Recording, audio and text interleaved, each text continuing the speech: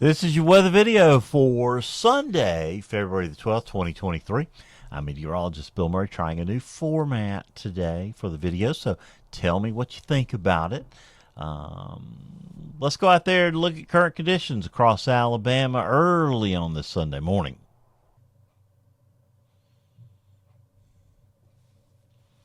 Putting the radar in motion just after 6 a.m. this morning. Shows a widespread area of precipitation from Alabama all the way up into Virginia and even West Virginia. Some of that precipitation along the Virginia-West Virginia border is falling as snow and freezing rain. A little bit of freezing rain there near Roanoke and southwestern Virginia. It's going to be a rougher day along I-81 there, really from anywhere from the Virginia border up to around Harrisonburg. They'll have to worry about combination of snow, freezing rain, and sleet in that area, so they'll be watching for that. Temperatures across Alabama now are in the 30s, 39 at Birmingham, 37 at Haleville. We've still got some gusty winds going on out there. The wind advisory has expired now for central Alabama, but it continues for coastal sections. A lot of wind advisories all up through the Carolinas, northern Georgia, eastern Tennessee. Winds gusting now to 35 miles an hour at Concord Airport, right outside Charlotte, and still gusting to about 15, 16, 17 miles an hour at the Shelby County Airport right now. They're reporting a wind gust 14 knots, which would translate to 16 miles an hour. This rain's going to move on out of Alabama pretty quickly. Some chance that the precipitation over northern Georgia may be back into northeast Alabama, the higher elevations, Cherokee, Etowah, up into Jackson counties could turn over to Cobb County, could turn over to some light snow or mixed with some light snow. Wouldn't be too surprised to see that. Don't expect any accumulations or any problems from that. Just another cool and breezy day with clearing skies from west to east through the daylight hours across Alabama. Hey, do you remember this commercial from 1976? International Falls, Minnesota. A car sits on a frozen lake. Through January, February, and March. Then, in April, it started. Thanks to a Die Hard. The Die Hard, sold only at Sears. So they put this car out on a frozen lake and let it sit there at International Falls, Minnesota, the nation's icebox, for January, February, March. Came back in April, and car started right up thanks to the Sears Die Hard battery. Not the case yesterday. Saturday's high 47 at International Falls, 3 degrees warmer than it's ever been on February the 11th. Some warmth continues over the northern United States. That ridge of high pressure, so sort of detracting from the area's image as the nation's icebox.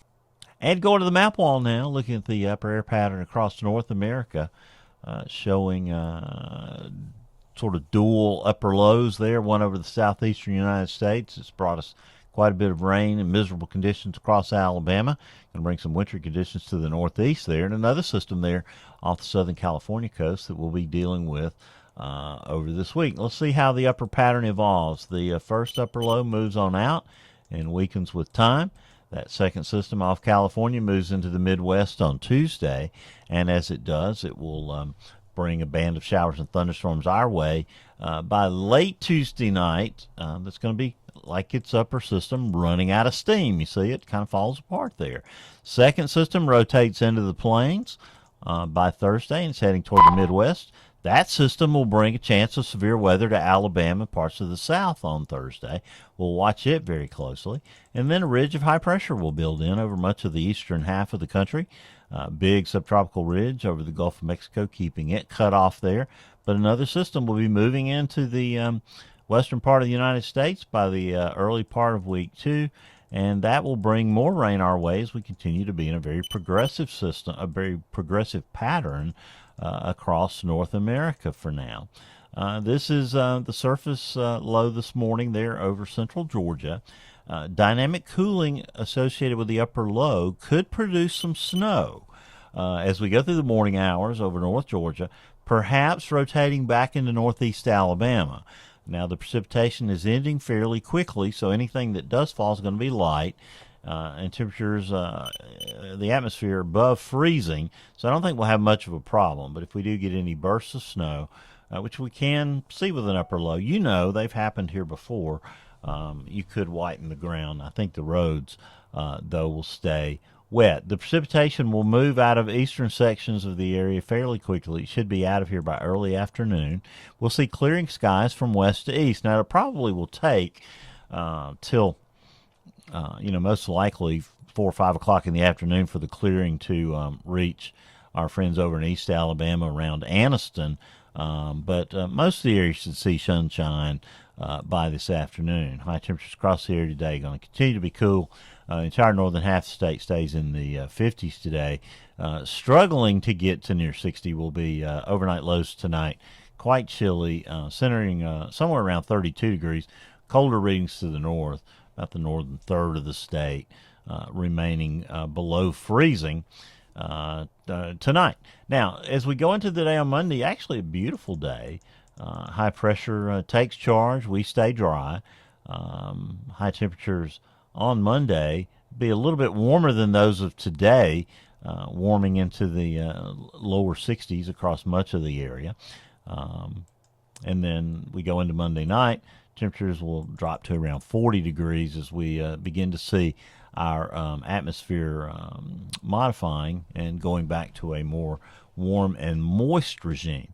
Now, by Tuesday afternoon, surface low in eastern Nebraska, showers, rain mostly there from Iowa down through Missouri and Arkansas, a few thunderstorms perhaps over the Arklatex, and those storms, could be strong, but I don't think they'll be severe. The SPC not outlooking that area just yet. Now, that system is running out of steam. You remember that upper low was beginning to fall apart. The upper system was beginning to weaken. And the frontal system will be weakening also as it moves into Alabama. So this is late Tuesday night, early Wednesday, few showers limping into here. And that frontal system will stall in the I-59 corridor. As it does, it will keep rain chances in the forecast through Wednesday. Now that system will begin to light back up during the day as the front moves north as a warm front, and you can see fairly substantial amounts of rain developing over North Alabama, Tennessee, ahead of that warm front as it lifts north. Now we're back into the warm sector here by early morning on Thursday. Surface low has tracked through Missouri, moving into Illinois. Very favorable pattern for severe weather in Alabama. Showers and thunderstorms begin to break out over the Arklatex, I guess, moving into Mississippi as we move through the day. Now, the SPC has outlooked these areas west of Alabama on Wednesday and have all of the state of Alabama all the way up into Indiana, Kentucky, and Tennessee outlook for a 15% chance, which in fact slight risk for all day Thursday. So most of that severe weather chance would come after noon on Thursday, perhaps lasting into the early evening hours. The big question, of course, always is dew points. Right now we're, very low dew points in the 30s. But that's going to begin to change. Here you see how things begin to moderate on Tuesday into Wednesday. And then by Thursday, you can see the front approaching from the west, but those dew point values will be at least in the lower 60s over north central Alabama. Now, earlier there were some hints they might be the dew points might be as warm as the middle 60s, and that would be a little more conducive to severe weather. But we'll be watching that very carefully because that will, of course, lead to the development of unstable air. These are CAPE values for Thursday at 3 o'clock off the GFS, showing values in excess of 500 joules per kilogram over southwestern Alabama, with 1 to 500 joules of CAPE over the rest of the area. That is sufficient for severe weather. We would have the shear in place, and there would be a marginal tornado risk. So that's why that SPC outlook is there for damaging winds and for the possibility of some tornadoes. You have to see that we have, thunderstorm activity coincident with the instability, and we have that. You see, this is 3 p.m. Thursday off the GFS, right there on the Alabama-Mississippi border. Any thunderstorms that can develop, could certainly become severe. So we'll be watching that very, very carefully. Rain and thunderstorms move into Alabama late Thursday afternoon, Thursday evening. System with a sharp delineation on the backside moving through fairly quickly. We should clear fairly quickly on Friday with most of the rain out of the area by 9 a.m. and turning colder. Matter of fact, some model guidance, as we'll see in just a minute, hinting that we might not get out of the 40s on Friday. So I think that's a real possibility. But you remember, high pressure building in for the weekend, and that sets the stage for a dry and cool, but slowly moderating air mass for Saturday and Sunday. We probably get through Monday of week 2 without any rain. According to the GFS, we're getting out into voodoo territory here, but it looks like another storm system is heading our way, probably arriving late afternoon on Tuesday the 21st into the evening of the 21st. Very strong subtropical ridge here to the east, pumping in lots of moisture, and that means we're going to deal with a battle between the polar Arctic air to the north and the subtropical high to the east, and Alabama sort of finds itself in the battle zone. And when that occurs, we can get some pretty heavy rainfall, folks. You go out to the end of the period here on Monday evening. I guess this will be Sunday evening, the 26th, showing a cool pattern across Alabama. So another cool shot coming in here by that time. Here are temperatures off the national blended models over the next 14 days or so, showing that we'll sort of be on that same temperature roller coaster we've been of late, rising into the upper 60s to near 70 Wednesday and Thursday. We fall back off the cliff, don't get out of the 40s in many areas of the northern half of the state on Friday, but the temperatures march again skyward toward the lower 70s for the Monday and Tuesday, the 20th and 21st, and then probably fall off a cliff again. And that will just continue until we get to the old dog days of summer. Well, that's your weather video for this Sunday. It's the 12th of February. Weather Brains, I have to always remind you of some programming notes there. Had a great conversation this week with a meteorologist from the National Weather Service in State College, Pennsylvania. Their program for snow squall warnings was implemented in the Weather Service, and they talked about how those warnings are saving lives, the unintended consequences, the things they had to think about. Lots of stuff go into this weather enterprise that we know and love. The show that we record tomorrow night, Monday night at 7 o'clock, will feature folks from the Pathfinders program, which is a Weather Service program that takes data from vehicles and gets it into the system so that we can better forecast road conditions, which we always know, just like those snow squall warnings, are there for when they're flash freeze conditions. We know that term all too well after Snowmageddon. And all of this information gradually going to making our daily lives safer from weather.